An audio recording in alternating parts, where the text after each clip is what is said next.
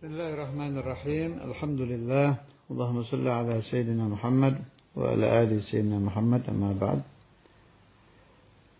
Burdah pasal 2 bait 25. Wala tuti' minhuma khasman wala hakama fa anta ta'rifu kay dal khasmi wal hakami. Wala tuti', jangan engkau ikuti, jangan engkau taati, minhuma an-nafs wa syaitan, nafsu dan setan, khasman wala hakaman, baik sebagai musuh atau sebagai hakim. Sebab dua-duanya ini berbahaya. Fa anta ta'rifu kaidal khasmi wal hakami. Fa'anta, maka engkau ta'rifu tahu, kaidal khasmi, tipu daya musuh, wal hakami, dan tipu daya hakim atau qadhi. Baik setan nafsu itu memberikan bisikan, kelihatannya baik, ya jangan diikuti kalau berasal dari sana. Memberikan bisikan seorang hakim atau seorang qadhi yang memutuskan satu perkara, kelihatannya baik, padahal di situ ada tipu daya. Alhasil, yang dimaksud oleh Al-Imamul Busiri, pelajari bisikan itu. Begitu kau tahu itu dari setan atau nafsu, tinggalkan. Mau bentuknya pakai qala Rasulullah, pakai qala Allahu. Kan ada di kitab-kitabnya Al-Imamul Ghazali itu. Beliau bilang apa? Ini bagi orang-orang yang memang sudah hafal hadis, hafal ayat, hafal maqalatul ulama. Itu biasanya setan berbisik pakai itu. Berbisik pakai ayat. Jangan dikira setan gak bisa qala Allahu loh. Kadang berbisik pakai hadis. Tapi pikiran kita itu diarahkan ke yang dia mau. Contoh begini. Orang yang ingin, maaf, menentang orang tuanya di dalam satu masalah. Bapaknya atau ibunya menyuruh A, nafsunya dia menyuruh B. Ditunggangi si nafsu ini sama setan. Kebetulan yang sedang dipengaruhi setan ini santri. Tahu Quran, tahu hadis, tahu maqalah. Setan itu akan mengarahkan pikiran orang ini ke hadis-hadis yang mendukung nafsu dia. Contoh, akan diingatkan tentang hadis. Orang tua itu kan harus bijaksana. Rahimallahu walidan ana waladahu ala birrih. Allah itu akan memberi rahmat orang tua yang anaknya dipermudah berbakti. Tapi ini setan ini, benar itu hadis ada. Tapi harusnya saat si anak yang sedang berperkara ya, dengan hukum Allah ini, jangan diingatkan ke hadis itu.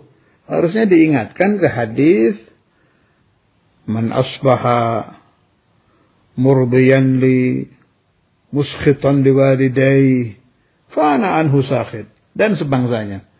Siapa-siapa yang masuk waktu pagi, orang tuanya tidak ridha, Allah ridha, Allah berubah tidak ridha, dan sebaliknya. Atau diingatkan tentang ayat-ayat Quran, tentang luar biasa susahnya ibu ketika mengandung, dan sebagainya, dan sebagainya. Tapi tidak. Si setan ini, dan ditunggangi nafsu juga kerjasama, diarahkan ke dalil-dalil yang memperkuat hawa nafsunya. Dan itu terjadi setiap waktu. Sebab kita capek, setan tetap semangat. Gak ada capeknya fil idlal setan itu. Tidak pernah setan beristirahat daripada menyesatkan anak cucu Nabi Adam. Sallallahu alaihi wasallam. Sampai kalau ulama besar seperti Imam Al-Ghazali dan lain-lain itu, kalau ibarat main tinju, berantem gitu antara kita dengan setan, udah pasti kalah kita. Dia nggak pernah capek, dia tahu gerakan hati kita, tahu hadis, tahu ayat, tahu maqalah, dan selalu segar untuk menyesatkan anak cucu Nabi Adam ini.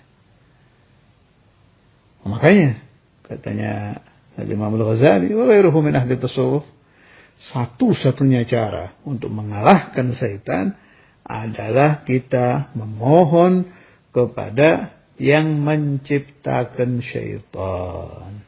A'udzu billahi as-sami'il 'alim minasy syaithanir rajim. A'udzu billahi minasy syaithanir rajim, itu dari hati.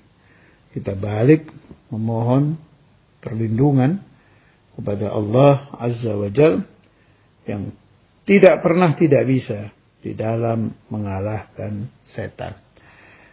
Untuk urusan nafsu, memang harus kita pelajari mulai dari nafsul ammarah bisu, nafsul lawamah, itu dua aja itu, jangan ke yang tinggi-tinggi.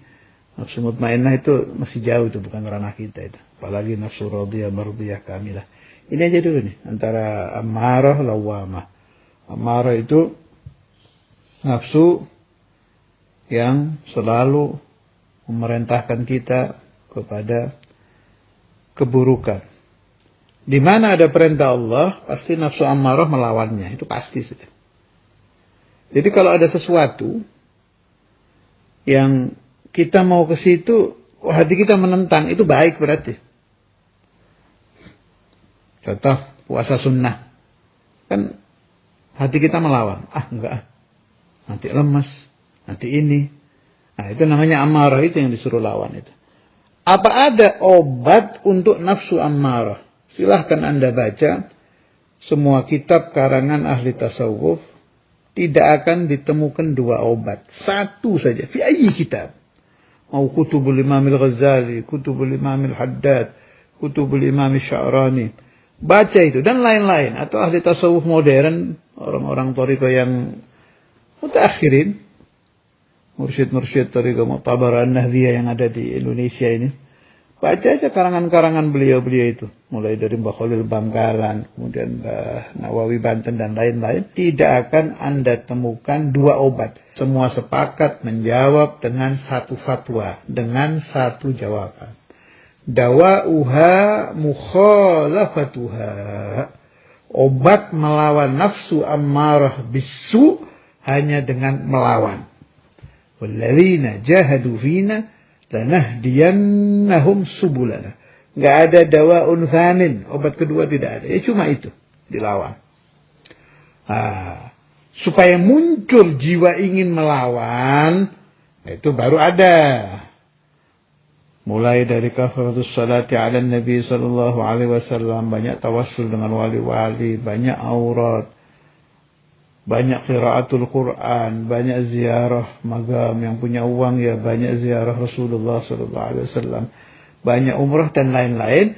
Itu akan memunculkan, nanti ada rasa panggilan tuh di dalam hati untuk melawan hawa nafsu. Kalau itu bisa memohon kepada Allah Ta'ala supaya dimunculkan panggilan untuk melawan nafsu ammarah bisu.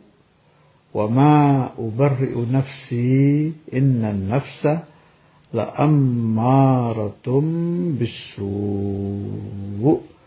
Gak ada dua ya, cuma itu harus dilawan. Nah, nanti setelah mengadakan awal perlawanan, diistiqomahkan.